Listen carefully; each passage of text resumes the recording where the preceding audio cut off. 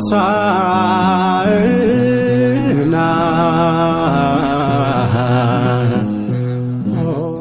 በስመ አብ ወወልድ ወመንፈስ ቅዱስ አሐዱ አምላክ አሜን። ሰላም ለእናንተ ይሁን ውድ የልጆቻችን የዩቲዩብ ቻናላችን ቤተሰቦች፣ እንኳን ለሆሳዕና በዓል በሰላምና በጤና ደረሳችሁ። ዛሬ በዘኬዎስ ጥያቄና መልስ ዝግጅታችን ሆሳዕና በተመለከተ 22 አዝናኝና አስተማሪ ጥያቄዎችን ይዘንላችሁ ቀርበናል።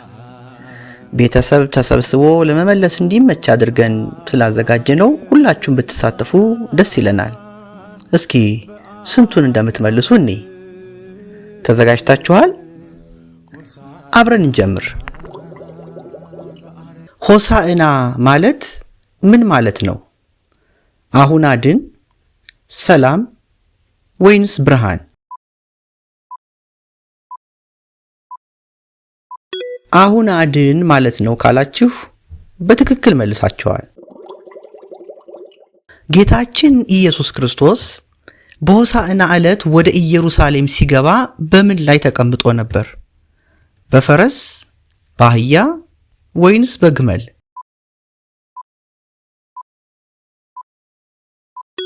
ቀላል ነው አይደል?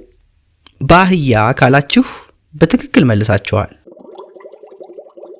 ሕዝቡ ጌታችንን ለመቀበል ምን ይዘው ወጡ? የዘንባባ ዝንጣፊ፣ ሻማ ወይንስ አበባ?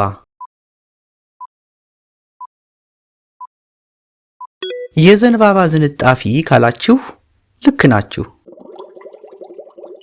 ጌታችን ወደ ኢየሩሳሌም ሲገባ ሆሳዕና በአርያም እያሉ በዋነኝነት ያመሰገኑት እነማን ነበሩ?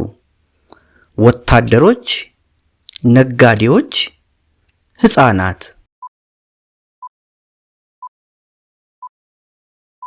ሕፃናት ነበሩ ካላችሁ ትክክል ናችሁ።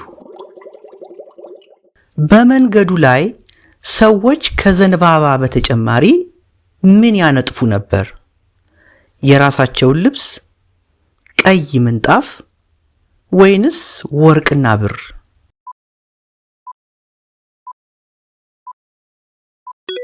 አዎ፣ የራሳቸውን ልብስ ያነጥፉ ነበር ካላችሁ ትክክል ናችሁ።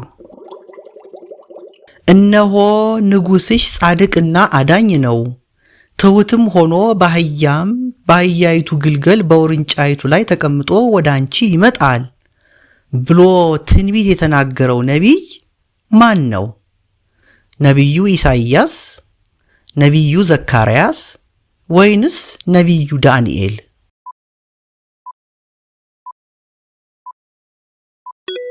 ነቢዩ ዘካርያስ ነው።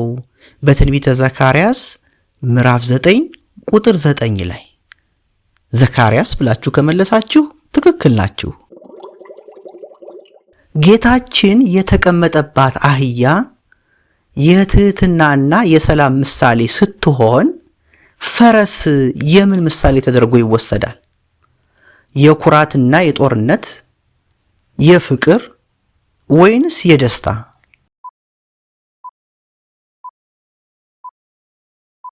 አው የኩራትና የጦርነት ብላችሁ ከመለሳችሁ ልክ ናችሁ።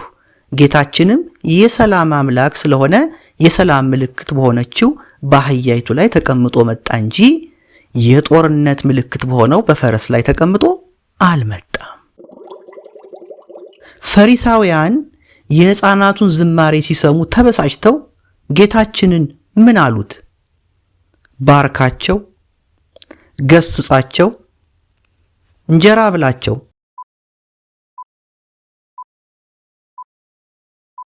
ገስጻቸው አሉት ካላችሁ ትክክል ናችሁ። ጌታችን ሕፃናቱ ዝም ቢሉ እነማን እንደሚያመሰግኑት ተናገረ? ዛፎች፣ እንስሳት ወይንስ ድንጋዮች?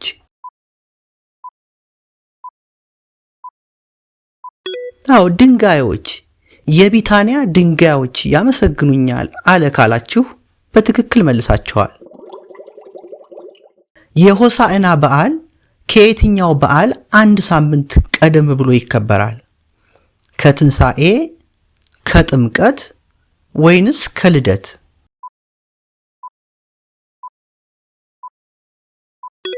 ከትንሣኤ በዓል አንድ ሳምንት በፊት ካላችሁ ትክክል ናችሁ። ጌታችን በሆሳዕና ዕለት ወደ ቤተ መቅደስ ሲገባ ምን አደረገ? ለማረፍ ተኛ? የሚሸጡትንና የሚገዙትን ነጋዴዎች አባረረ? ወይንስ ከፈሪሳውያን ጋር በላ?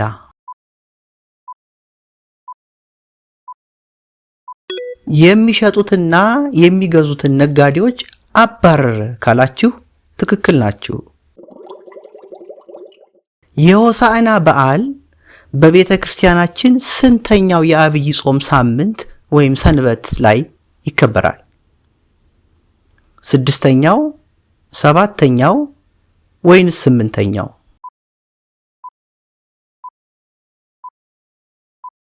8ኛው ሳምንት ላይ ካላችሁ ልክ ናችሁ።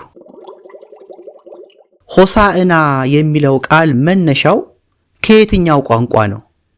ከዕብራይስጥ፣ ከግሪክ ወይንስ ከላቲን? ከዕብራይስጥ ነው ካላችሁ ትክክል ናችሁ። በሆሳዕና በዓል ቀን በቤተ ክርስቲያናችን ምዕመናን በግንባራቸው ወይም በእጃቸው ላይ ምን ያስራሉ? ቀይ ክር፣ የተባረከ ዘንባባ ወይንስ ነጭ ጨርቅ?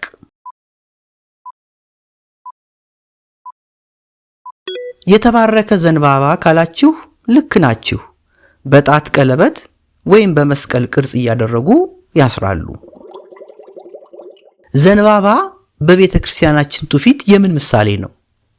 የሐዘንና የትካዜ፣ የድልና የሰላም ወይንስ የኃጢአትና የበደል?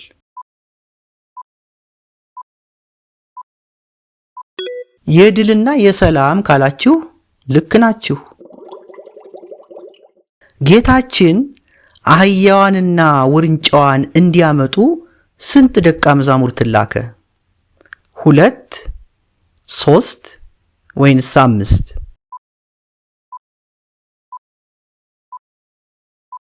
2። ከደቀ መዛሙርቱ 2ቱን ላከ ይለናል መጽሐፋችን። ደቀ መዛሙርቱ ያመጧት የአህያ ውርንጫ ምን አይነት ነበረች? በጣም ያረጀች፣ ማንም ሰው ያልተቀመጠባት ወይንስ ሸክም የለመደች?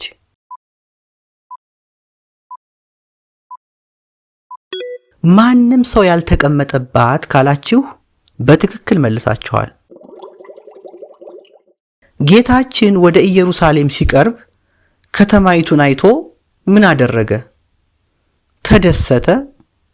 አለቀሰላት? ወይንስ ፈራ?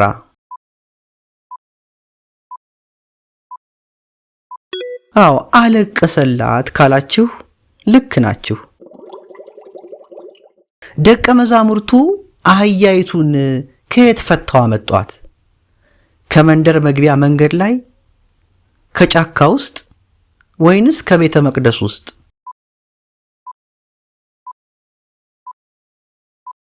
ከመንደር መግቢያ መንገድ ላይ ካላችሁ በትክክል መልሳችኋል። በመንፈሳዊ ወይም በቤተ ክርስቲያናችን ትርጓሜ አህያዋና ውርንጫዋ የየትኞቹ ሕዝቦች ምሳሌ ናቸው? የአይሁድና የአሕዛብ፣ የሮማውያንና የግሪክ፣ የግብፅና የኢትዮጵያ?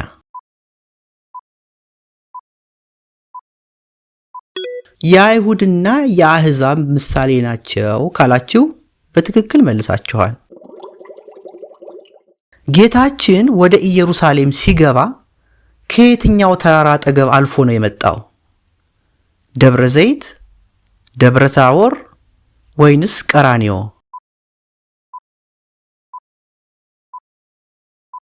ደብረ ዘይት ካላችሁ በትክክል መልሳችኋል። የሆሳዕና በዓል ከጌታችን የትኞቹ በዓላት አንዱ ነው? ከ9 አበይት በዓላት፣ ከ9 ንዑሳን በዓላት ወይንስ ከ9 የቅዱሳን በዓላት?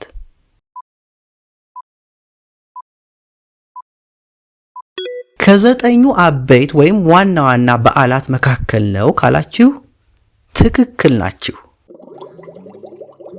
እሺ ልጆቻችን ጥያቄዎቹን አዳምጣችሁ እየሞከራችሁ መጨረሳችሁ ራሱ ጎበዝ ያሰኛችኋል። ለመሆኑ ግን ስንት ጥያቄ በትክክል መልሳችኋል? እናንተስ ደግሞ ወላጆች ከልጆቻችሁ ጋር ሆናችሁ ምን ያህል ጥያቄ መለሳችሁ? ሁላችሁም ያገኛችሁትን ውጤት ከታች ኮሜንት ላይ ብትጽፉልን ደስ ይለናል። የዛሬው የዘኪዎስ ጥያቄና መልስ ዝግጅታችን ይህንን ይመስል ነበር። በዓሉ የሰላም የፍቅር እና የበረከት በዓል እንዲሆንላችሁ ከልባችን እንመኛለን። ቪዲዮውን ከወደዳችሁት ላይክ አድርጉ፣ ለሌሎች እንዲዳረስ ሼር አድርጉልን። እንዲሁም ቻናላችንን ሰብስክራይብ ካላደረጋችሁ ሰብስክራይብ ማድረጉን አትዘንጉብን። በሚቀጥለው ዝግጅታችን በተለይም በሰሙነ ሕማማት ልዩ ዝግጅቶች በየጊዜው እንገናኛለን። እስከዚያው ሰላም ቆዩን፣ ሰላም ሁኑልን። ሆሳዕና